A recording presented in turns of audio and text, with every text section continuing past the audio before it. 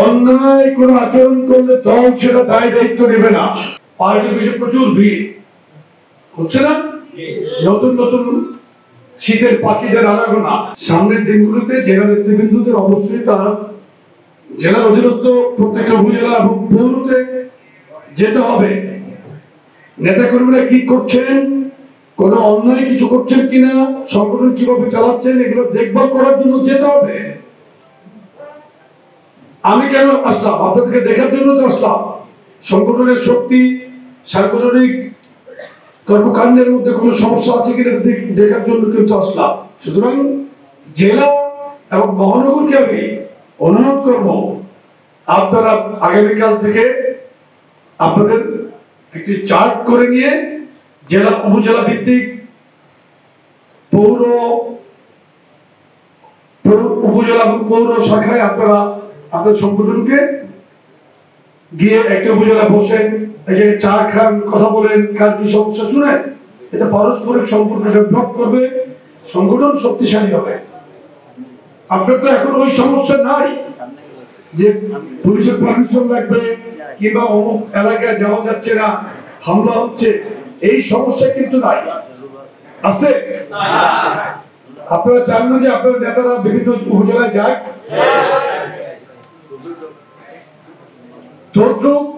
উপজেলারও কাজ আছে। উপজেলা তাদের সব ইউনিয়নে অধীনস্থ ইউনিয়নগুলোতে খোঁজ খবর রাখবে, তারা মিটিং করবে, যাবে। পৌর কিন্তু তার ওয়ার্ডের সাথে বসবে, কিন্তু কোন জায়গায় যাওয়াকালীন সময় আপনারা কোন হুন্ডা বহর দিয়ে যাবেন না। এখন সময় সংগঠনকে শক্তিশালী করার জন্য আমি আসার আগে কিন্তু বলে দিয়েছিলাম যে আমাকে যাতে কেউ রিসিভ করার জন্য কোন বহর নিয়ে না যায়। কারণ রাজনীতিকে আপনার বুঝতে হবে যে এখনকার রাজনীতির স্টাইল বা কখন কি করতে হবে। আপনার এখানে বিভাগীয় জনসভা হচ্ছে, তখন আপনি প্রচার প্রচারণার কাজ করবেন, সেটার স্টাইল থাকবে একরকম। এখন সংগঠনকে শক্তিশালী করার জন্য গোছানোর কাজ করবেন, সে থাকবে আরেক রকম। কোথাও কোন উপজেলায় আপনারা যাবেন, নিরিবিলি যাবেন, টাইম দিবেন, ওই যেখানে প্রোগ্রামটা হবে সেখানে যাবেন, নিরিবিলিতে যাবেন। আপনার সাথে 2-4-5 জন নেতা কর্মী থাকবে, যাবে, কিন্তু কাজগুলো নীরবে সুন্দরভাবে কাজগুলো করতে হবে। পার্টি অফিসে প্রচুর ভিড় হচ্ছে না, নতুন নতুন শীতের পাখিদের আনাগোনা। দল কিন্তু সিদ্ধান্ত দিয়ে দিয়েছে কোন অবস্থাতে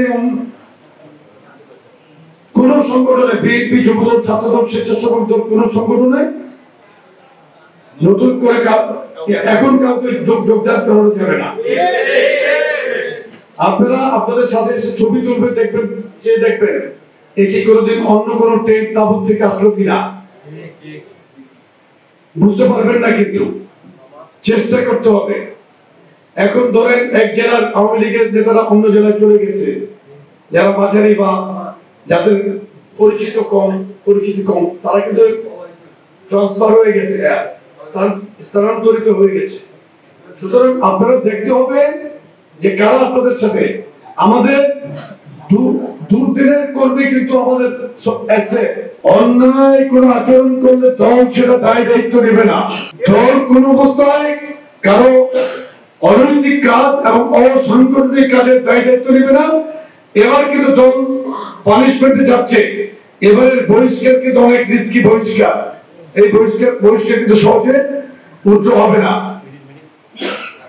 আমরা ক্লিয়ার করে বলতে চাই যে দলকে এতদিন আপনারা কষ্ট করতেছেন, এখন তো অন্তত শান্তিতে ঘরে থাকতে পারতেছেন, তো এটা কত বড় শান্তি বলেন।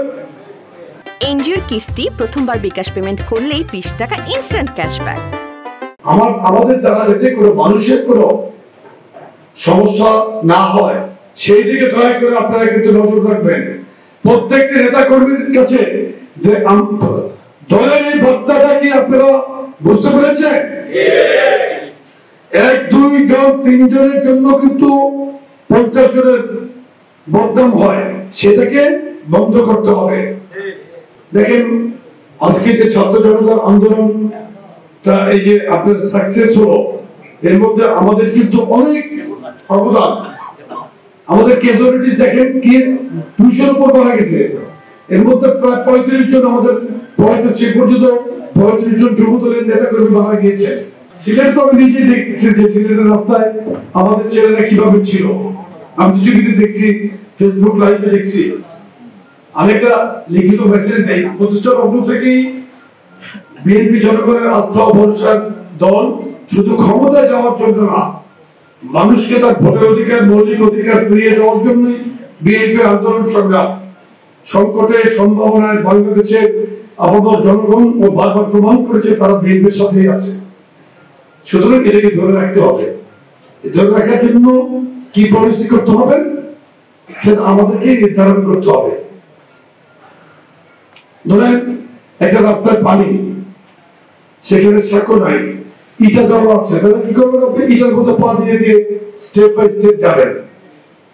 আপনি যদি স্টেপ দিতে ভুল হয় তাহলে পাটা পানির মধ্যে পড়বে।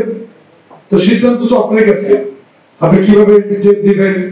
বা ইটা না থাকলে বাঁশের এই টাইপের ই করে না, বন্যার সময় যে একটা বাঁশের মধ্যে দিয়ে হাইটে যায় সাঁকো, ওটাকে ঠিক সাঁকো বলে না, এটা বাঁশের একটা যাতায়াতের জন্য একটা বিকল্প ব্যবস্থা করে। আবার ধরার জন্য একটা আর্থে চিকন বাস থাকে, ওটা না থাকলে কি আপনি রিস্কে থাকবেন। তো আমাদের জীবনটা কিন্তু এরকম, আপনি যদি সঠিকভাবে টার্গেট করে চলতে পারেন আপনি ভালো থাকতে পারবেন। এই জন্য আমাদেরকে প্রথমে যে কথা বলছিলাম যে সংগঠনকে শক্তিশালী করতে হবে, নেতা কর্মীদের কাছে যেতে হবে। ঘরে বসে বসে আপনি ইনস্ট্রাকশন দিবেন, এটাতে কিন্তু দল অত শক্তিশালী হবে না, আপনাদেরকে যেতে হবে। আর আমাদেরকে আপনারা ছোট ছোট ভিডিও দিবেন, কর্মশালা ভিত্তিক, সভা ভিত্তিক। একটা ছবি তুলে পাঠালে নয়তো আমরা অ্যালাউ করি না, মিনিমাম 3-4 মিনিট একটা ভিডিও। আবার অনেকে 25-30 মিনিটের ভিডিও দেয়, এটা দিবেন না। হ্যাঁ, এটার মধ্যে এটা অনেকে দেয়, দিলে মোবাইলের মতো স্পেস থাকে না, মোবাইলে কতটুকু যাবে ধারণ করার স্পেস থাকে। তো এটা বুঝেই আপনারা আমাদেরকে ডকুমেন্টারি জিনিসটা দিবেন। বাংলাদেশের আগামী নির্বাচন কিন্তু খুব কঠিন নির্বাচন হবে, খুবই কঠিন। এবং অনেকে গতকালকে একটি বার্তা দিয়েছেন যে মানুষের মনকে জয় করার জন্য, মনকে জয় করতে হবে ভালোবেসে, এবং মানুষের পাশে দাঁড়িয়ে আমাদের তাদেরকে জয় করতে হবে। দল কিন্তু অত্যন্ত জনপ্রিয় একটি দল বিএনপি, যেই দলের প্রতিষ্ঠাতা শহীদ রাষ্ট্রপতি জিয়াউর রহমান বাংলাদেশের স্বাধীনতা ঘোষক ছিলেন, সরাসরি রণাঙ্গনে যুদ্ধ করেছেন এবং বাংলাদেশের সবচাইতে দেশপ্রেমিক সাহসী একজন রাষ্ট্রনায়ক ছিলেন। হুমায়ুন আহমেদ তার দেয়াল নামক একটি বইতে লিখেছেন, জিয়া রহমানের দেশপ্রেমিকতা নিয়ে লিখেছেন, তার সততা নিয়ে লিখেছেন।